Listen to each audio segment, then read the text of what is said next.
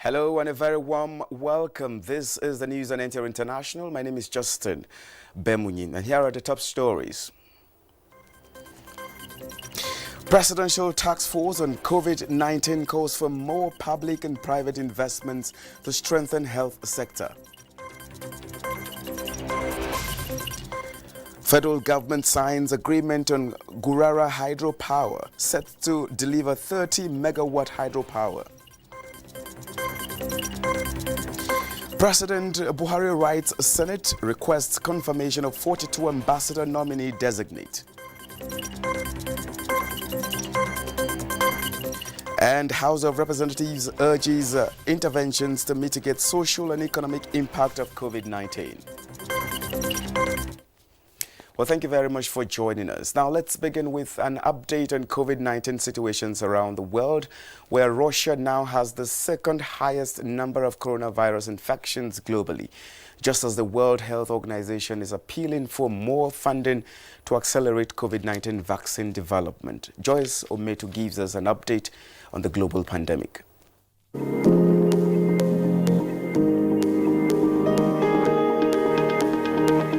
In Nigeria, the total tally of confirmed COVID-19 cases has risen to 4,641, with 150 fatalities, as 242 new infections were announced on Monday by the Nigeria Center for Disease Control. Southwestern Nigeria records the highest number of cases in the country, with Lagos State topping the charts in that region with 1,933 infections, while the northwestern region is a rising hotspot, as Kano records 666 infections, the highest in the region. North Central Nigeria has the third highest number, with the Federal Capital Territory following with 359 cases. In the northeastern region, Borno State tops the ladder with 230 infections. The southeast has the least number of COVID-19 cases in the country.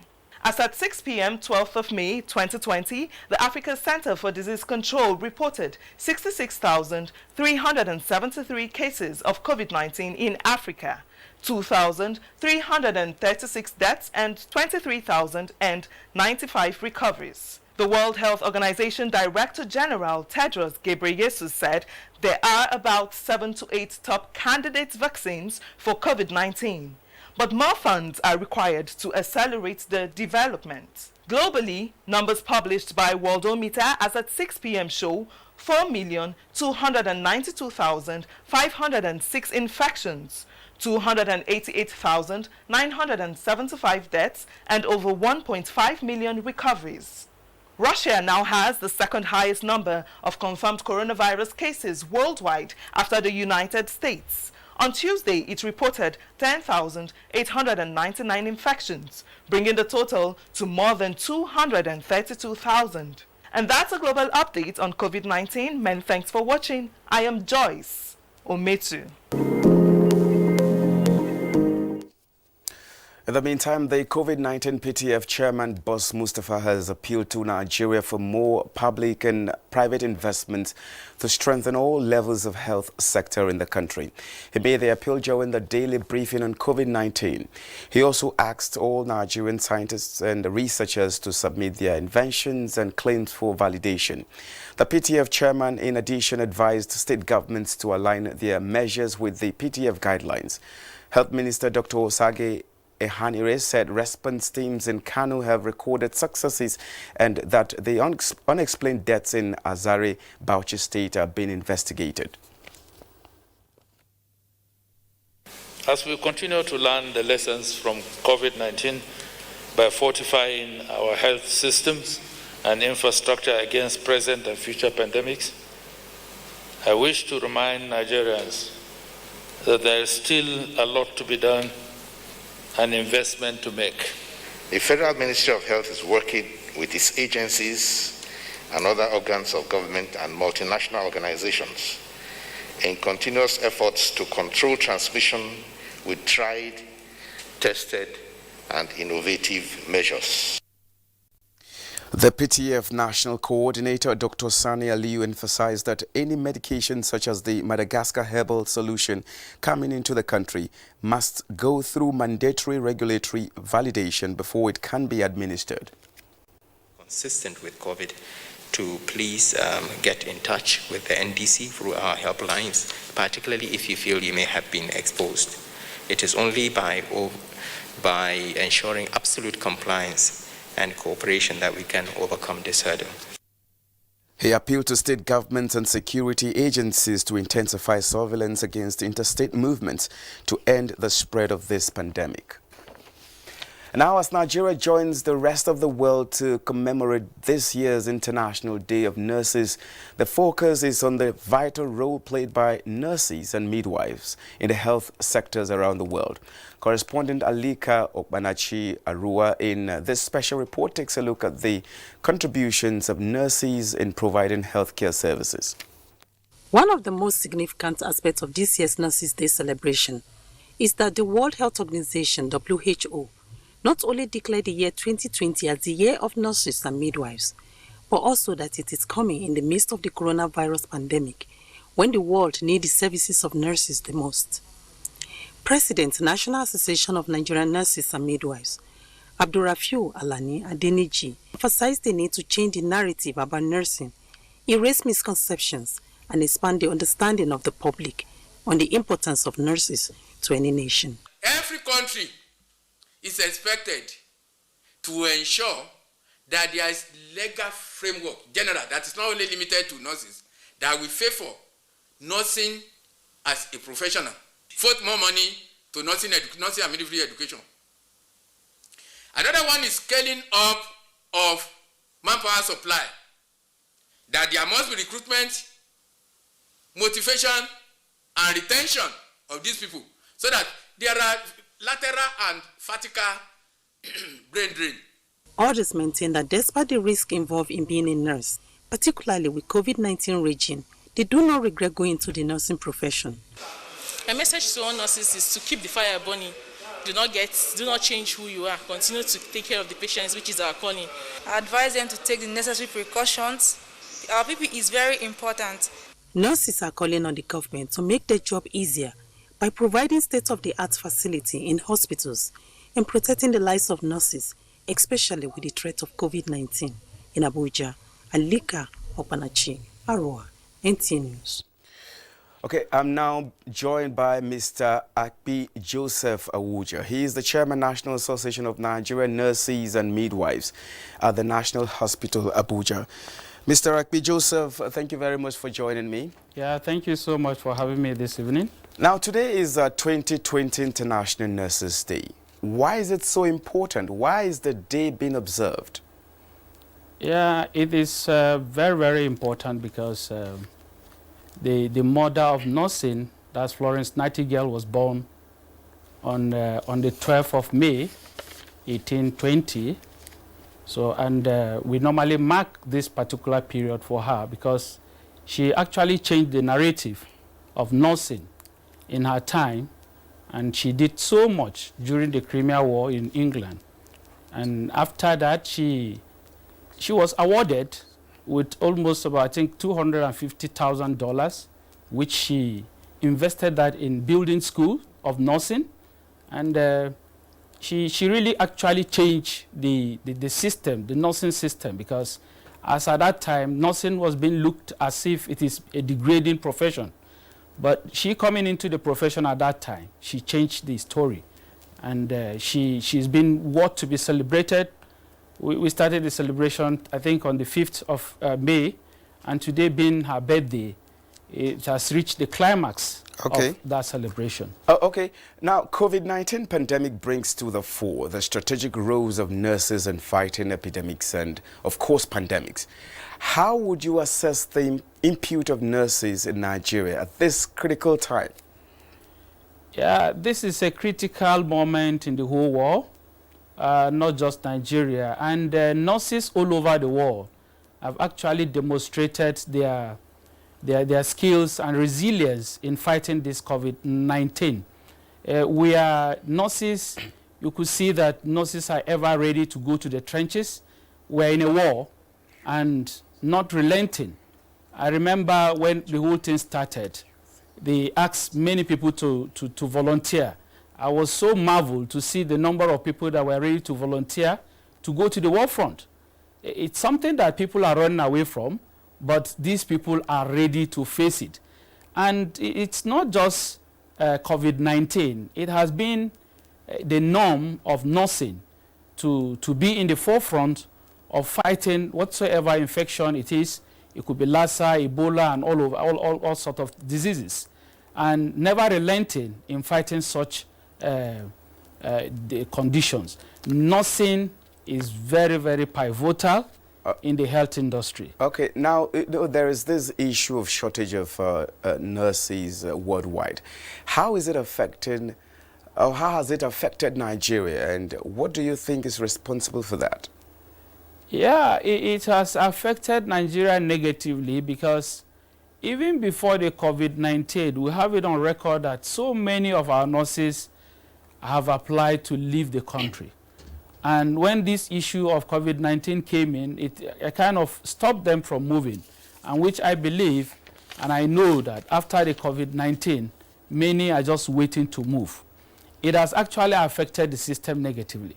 And the only thing that government can do, and other good willing individuals, because we have many, in fact, in this COVID-19, we have seen the demonstration from the society, people demonstrating, a kind of donating billions of naira, and which, of course, they can use such to invest in health industry.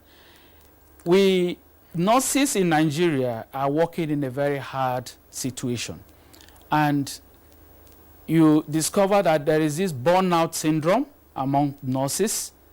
They put in so much to make sure that they prevent illness, promote health, to prevent, to restore health, and to also rehabilitate. And in doing so, they pass through so much stress because, one, some of the facilities are not equipped. Before a nurse will carry a procedure, he must have, or she must have, to pass through so much stress before reaching out to meet up in meeting the demand of the patient. Okay. Okay. Now, in view of the humanitarian nature of nurses' jobs and the burden they bear, briefly before I let you go, what words of encouragement do you have for them at this particular time, this critical time? Yeah, the word of encouragement I will use is that for them to demonstrate this spirit in fighting this COVID-19 at this particular moment, I will only encourage our nurses not to relent, to continue with the good fight, because we definitely know that victory is ours, and definitely within a short time, we shall reach our goal by meeting up the standard. Well, Mr. Akpi Joseph Abuja, thank you so very much for joining us on NTA International at this time. Thank you so much for having me this evening. Well, here's the Chairman, National Association of Nigerian Nurses and Midwives at the National Hospital, Abuja. Now, moving on, the House of Representatives Tuesday considered and adopted several motions bordering on interventions to mitigate the social and economic impact of coronavirus pandemic. National Assembly correspondent Lami Ali reports that issues of evacuation, alternative medicine, and provision of testing centers took center stage.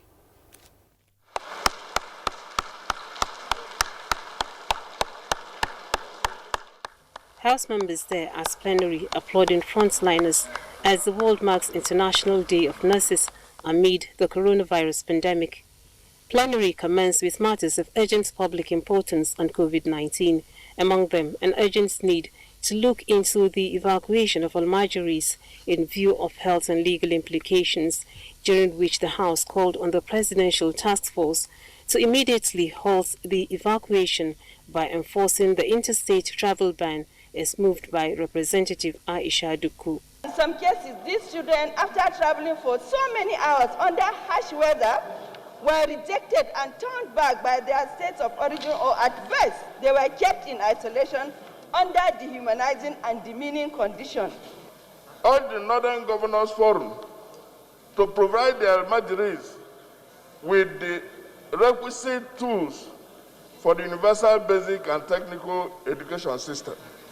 Representative Osi Prestige in a motion called for support to the use of alternative medicine for the treatment of COVID-19, while Representative Hassan Fulata made a plea to authorities to establish a testing center in Jigawa State to help arrest the spike of COVID-19 in the state.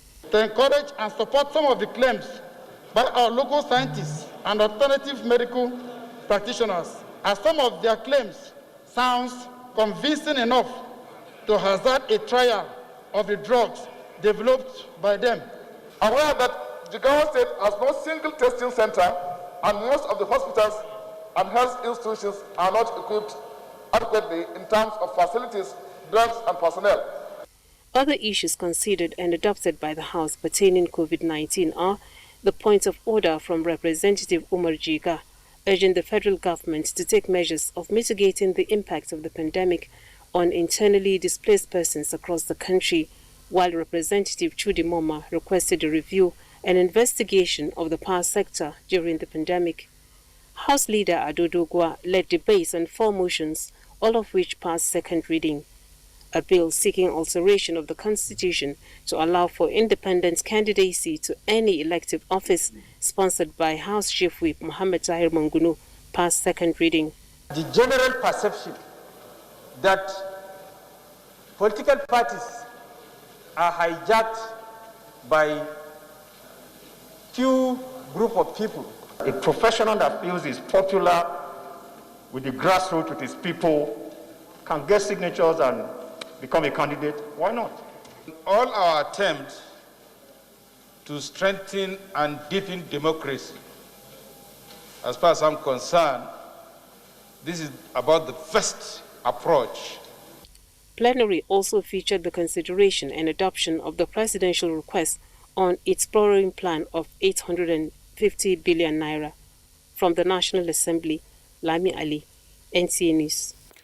This is the news on NTA International, reaching you live from Abuja. Stay tuned for more stories after this break. Action. Make your home the place to be with GoTV's super cool kids channels. That sounds fun. From funky friends that'll keep even the little ones busy. All right, everybody, let's do this. To learn as you watch educational shows for curious young minds. You can do some amazing things. There's plenty for everyone. Tune in to our kids shows and get everything you need to keep the kids entertained and learning the fun way. GoTV, live it, love it. The number of the COVID-19 cases in Nigeria is increasing daily, with many more tests ongoing. The battle of testing, isolating, treating, and attending to the affected persons rests heavily on the shoulders of our health workers, constantly putting their lives on the line and at risk to contain this virus, save and protect the lives of millions of Nigerians. To these health workers, we at the Nigerian Television Authority, NTA, on behalf of millions of Nigerians, say a big thank you for all that you have done and are doing. To the security agencies enforcing the lockdown and every other frontliner, we say thank you for putting your lives on the line to save ours. There is no amount of words that can quantify our gratitude. Thank you. This message is brought to you by the Nigerian Television Authority, NTA, Africa's largest television network. Well, thank you very much for staying tuned.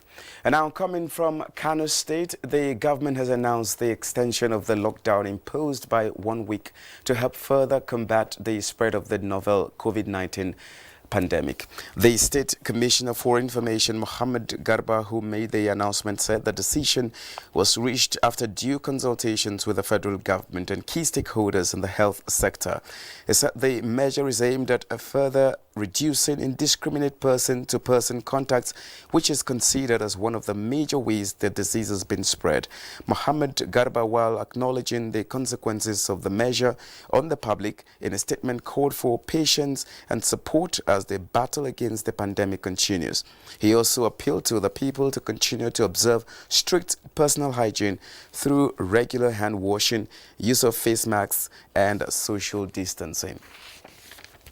Now, the federal government says it will continue to maximize the potential in the water, hydropower and irrigation sectors through an effective public-private partnership. Such partnership is now set to deliver 30 megawatt hydropower from the Gurara multi-purpose dam in Kaduna State. Musbauda Muhab reports. Beyond supplying water to the lower Usuma Dam, which serves the FCT with potable water, Gurara multi-purpose dam has had 8 other potentials on the lock since completion about a decade ago. Part of them is the stranded 30 megawatts of electricity meant to serve the industrial area of Kaduna State. Now, here is pen to paper an agreement between the federal government and the concessionaire to finally unlock the hydropower potential of the dam. We are now ready to put the 30 megawatt Gurara hydropower plant into sustainable operation towards increasing access to electricity in our country, especially in Kaduna State, for job creation and improved life for the people. The power plant is ready, it's been completed. The transmission line also has been completed, but there is a small portion of the connection in Kaduna that needs to be tidied up, and that's why the minister has given a machine order that this should be done as soon as possible to be able to release the 30 megawatts to the people. And just like the story of Gurara, 40 megawatts of electricity from the Kashimbila multi-purpose dam in Taraba State is part of other hydropower potentials still waiting to be tapped across Nigeria. Dadinko is 40 megawatts of power. It's finished, it's a concession. It is the first on-grid power plant in the entire northeast of Nigeria. That shows you the power of public-private partnerships. Apart from the flow of power, the federal government also stands to gain about 17.7 billion naira concession fee from these agreements. In Abuja, Musbau and Wahab, NTA News. Local producers and manufacturers in the country have been challenged to support the federal government's one national response against COVID-19 by making their products available for use at this critical time. National Coordinator, African Union Development Agency, a new partnership for African Development, NEPAD, Gloria Okobundu, stated these in Abuja while receiving on behalf of the federal government 100 mattresses from a local manufacturer as a donation to the COVID-19 fight. Time of COVID-19 where you cannot import, where you can no more go to pay money anywhere to import goods and all that. Every country is minding their business at this point. So it's what you have that you leverage on.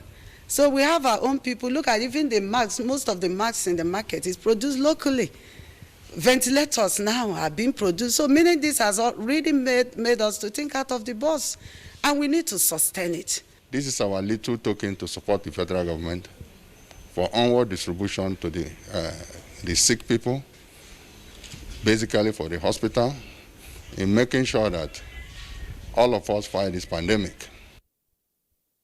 The NEPAD coordinator, who said the mattresses will help address current challenges of bed spaces in isolation centers, appealed for more of such donations from public-spirited Nigerians.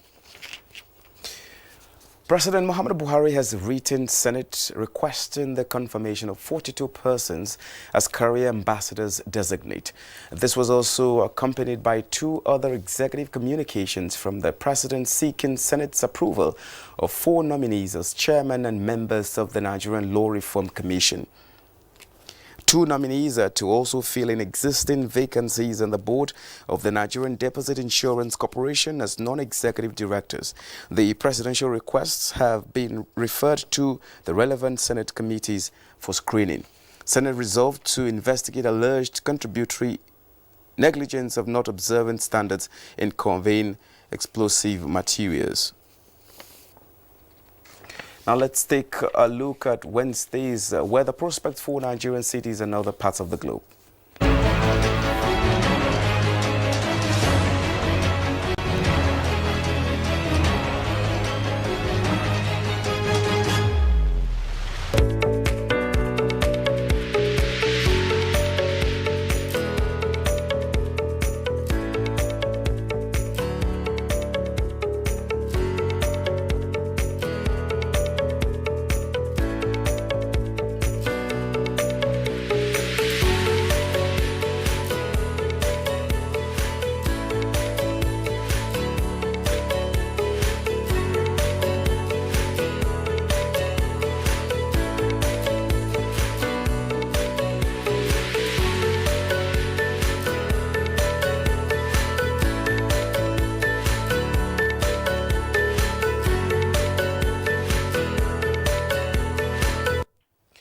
with weather forecast there, the news on NTA International ends. Thank you very much for being there. My name is Justin Bemunyi.